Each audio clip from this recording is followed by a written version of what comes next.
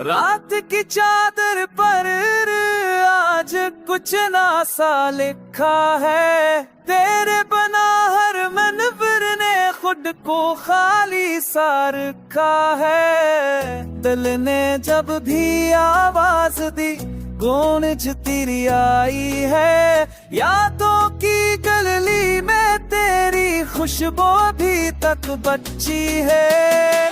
कदमों की चाप भी तेरे होने का सरगम लगे, खामोशी में भी एक तेरे लहजे का कदम लगे।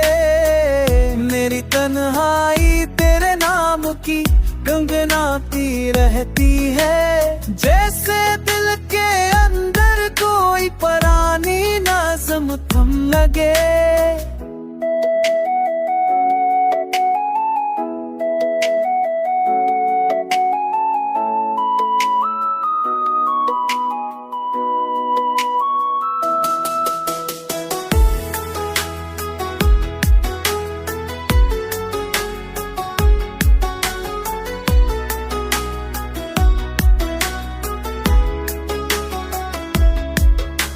चांद ने भी पूछा आज कि तू कहाँ खो गया, मेरी रातों के आंगन का वो दिया क्यों बचा।